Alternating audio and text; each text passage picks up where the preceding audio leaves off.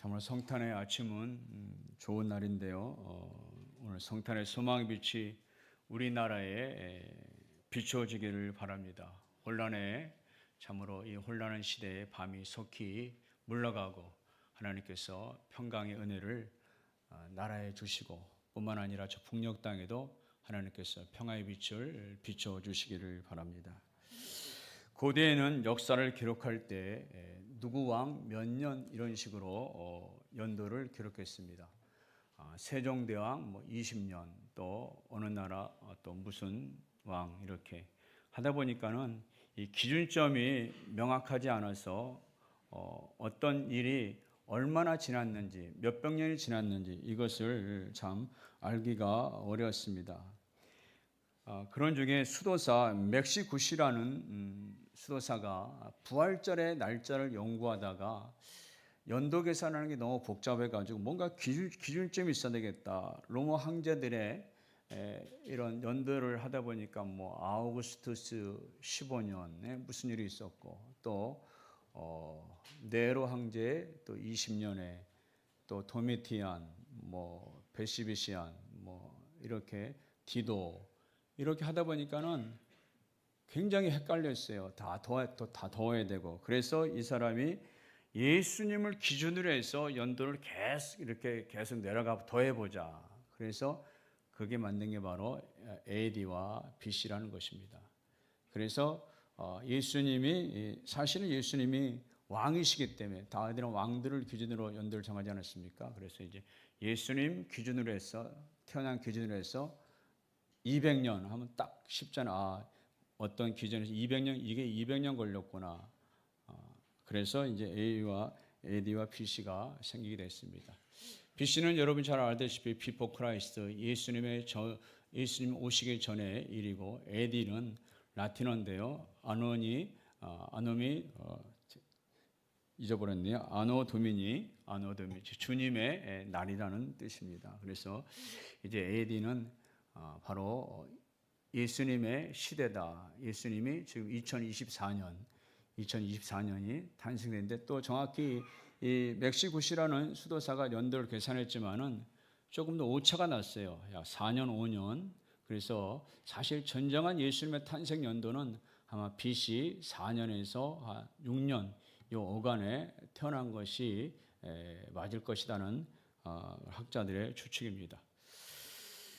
우리는 참으로 예수 그리스도가 오심으로 말미암아 이 땅에 진정한 이제 평화가 오고 또 예수님께서 왕으로 다스리고 있습니다. 우리나라도 기독교가 들어오기 전에는 어둠의 나라였습니다. 1900 초기만 해도 약 글씨를 모르는 문맹률이 80%에 이르렀으나 선교사님들이 학교를 세우고 병원을 세워서 이제 사람들의 정신을 깨우고 또 병원을 세워서 많은 사람을 치료하고 또 그전에는 몸이 아프면은 무당을 찾아가거나 우상 앞에 갔는데 병원에 가서 치료를 받게 되고 그리고 무엇보다 영적으로 우리가 사단의 권세에서 벗어나는 이러한 놀라운 은혜를 받게 되었습니다. 예수님 안에서 우리가 죄에서 자유를 얻는 이러한 은혜를 받게 되었습니다. 예수님 오시기 전까지 사탄이 이 세상을 지배했으나 이제 예수님께서 왕으로 오시고 점점 사단의 권세를 몰아내고 온전히 예수님께서 온 세상의 왕이 되어 주시는 것입니다. 오늘은 예수님의 탄생 과정을 몇 가지 살펴보면서 은혜를 받고자 합니다. 먼저 예수님은 죄가 없는 상태로 태어나셨다는 것입니다. 예수님은 요셉과 마리아의 결혼 전부터 성령으로 잉태되었다라고 말씀하고 있는데요. 요셉은 마리아가 임신한 사실을 알게 됐습니다. 유대인들은 정식 결혼하기 전에 한 1년 정도 약혼의 기간을 가져서 상대방이 부정한 사람인가 아닌가를 이러한 어떻게 보면 시험하는 기간이 있는데요. 근데 이제 그 시험 기간 동안에 약혼 기간에 자기 약혼녀 마리아가 배가 불러왔습니다. 그 당시로 하면은 이 마리아는 어떻게 보면은 요셉이 고소하면 죽을 수도 있었습니다. 그렇지만 요셉은 그렇게까지는 하지 않고 그냥 파혼만 해야 되겠다 이런 마음을 결정했어요. 파혼해야겠다. 그런데 오늘 성경에 보면 천사가 나타나서 무엇이라고 말씀하고 있습니까? 천사가 나타나서 요셉에게 가르쳐주고 있는데요. 1장 20절 한번 같이 읽어보겠습니다. 시작. 이 일을 생각할 때 주의 사자가 현명하 이르되 다윗의 자손 요셉아 내 아내 마리아 데려오기를 무수하지 말라. 그에게 잉태된 자는 성령으로 된 것이니라. 잉태된 것이 어떤 부정한 원인 때문에 된 것이 아니라 너가 잘 알다시피 하나님의 영 거룩한 성령으로 되어졌다라는 것입니다. 교회를 얼마 다니지 않은 분은 성령이 뭔가, 성령으로 뭐가 됐다는가 하겠지만 구약에 보면은 성령께서는 창조의 영으로서 창세기 1장 2절부터 있지 않았습니까? 물 위에 하나님의 신이 운행하신다고 그랬습니다. 그래서 하나님께는 성령을 통해서 이 세상을 만들어 가셨습니다. 유대인들은 성령으로 역사한다는 걸 잘 알고 있었습니다. 그래서 요셉도 이게 성령으로 되었다는 일에 놀라게 됐습니다. 왜 예수님이 성령으로 오셨을까요? 그것은 바로 우리의 죄를 대속하려면 원죄가 없어야 됩니다. 모든 인간은 아담 안에서 죄인이 되었습니다. 많은 사람들이 자기는 의롭고 깨끗하고 또 윤리적으로 살고, 여러분 주변에도 아마 법 없이도 사는 사람이 있을 수 있을 겁니다. 참 저 사람은 예수님을 믿지 않지만 너무 정직하고 또 진실하고 이렇게 보이는 사람들이 있을 수 있습니다. 하지만은 그 사람도 아담의 후손이라는 것은 아담의 피를 받았기 때문에 죄인이라는 것입니다. 아담이 범죄했기 때문에 그 모든 범죄가 우리에게 다 미쳐졌다라는 것이죠. 고대에는 아버지가 노예면은 그 자식들도 노예가 되어야 했습니다. 그 신분을 따라가야 되는데요. 그처럼 우리가 또 뭐 어떤 유전병이 우리에게 자손들이 유전이 되듯이 우리 모든 인류는 아담 안에서, 아담의 후손들은 아담이 하나님 앞에 죽을 죄를 지었기 때문에, 사망의 죄를 지었기 때문에 다 모두가 죄인이 되었다는 것입니다. 만일 예수님도 일반적인 생육 방식으로 태어났다면, 마리아와 요셉의 관계를 통해 태어났다면 아담의 피를 받을 수밖에 없었기 때문에 죄인이 될 수밖에 없어요. 여러분, 죄인이 죄인을 대속할 수는 없습니다. 죄인이 다른 사람의 죄를 대속한다? 이것은 말이 안 되는 일이죠. 그래서 예수님은 죄 없는 모습으로 오셔야 되는데 바로 성령으로 잉태된 것입니다. 다시 말하면 아담의 어떤 피가 섞이지 아니하고 또 마리아의 어떤 난자도 필요하지 아니하고 성령께서 온전히 예수님의 수정란을 만든 것입니다. 그걸 이제 생물학에서는, 중학교에서는 애기씨라고 그러더라고요. 애기씨를 만들었다는 것입니다. 온전히 성령으로 하나님의 창조로 예수님의 가장 작은 몸의 씨앗이 탄생되었고, 단지 이제 마리아의 몸에서 영양분을 받았을 뿐입니다. 예수님은 우리가 사도신경에 고백한 대로 성령으로 잉태하사 동정녀 마리아에게 나시고, 우리는 그것을 고백하는 이유는 예수님이 죄가 없다는 것을 고백하기 위함인 것입니다. 예수님은 죄가 없으신 분이시다. 성령은 삼위일체 하나님으로서 창조의 영이십니다. 그래서 하나님이 아담을 흙으로 만드신 것처럼 성령께서 예수님의 몸에 씨앗을 만들어 주셨습니다. 성경에 예수님은 둘째 아담이라는 표현이 있는데요, 마지막 아담이라고 했습니다. 첫사람 아담 안에서는 모두가 죽었는데 둘째 아담인 예수 안에서 모두가 살게 되었다라고 말하고 있습니다. 고린도전서 15장 22절에 아담 안에서 모든 사람이 죽은 것 같이 그리스도 안에서 모든 사람이 삶을 얻으리라. 기록된 바 첫사람 아담은 생명이 되었다는 것 같이 마지막 아담은 살려주는 영이 되었나니, 마지막 아담이 누구겠습니까? 바로 생명의 근원 예수 그리스도인 것입니다. 우리가 첫사람 아담 안에서 우리가 모두가 죄인이 되었듯이 이제 예수 그리스도 안에 있으면은 우리가 생명을 얻게 되어진다는 것입니다. 예수님은 마지막 아담으로서 영생을 주시고 구원을 주시기 위해서 오셨습니다. 죄인이 죄인을 대속할 수 없습니다. 그래서 예수님은 성령으로 잉태하셔서 죄가 없는 상태로 오셔서 십자가에서 우리의 죄를 다 대속하여 주신 것입니다. 둘째로 오늘 성령의 잉태는 신비적인 연함을 우리에게 깨우쳐 주고 있다는 것입니다. 하나님의 아들이 오늘 이 마리아의 몸속에 들어갔습니다. 얼마나 놀라운 사실입니까? 이것은 예수님과 우리의 신비적인 연합을 미리 보여주고 있는 것입니다. 마리아의 몸 안에 예수님이 계신 것처럼 여러분 우리가 믿음으로 예수님을 영접하게 되는데요. 바로 내 안에 예수님이 계시다는 것입니다.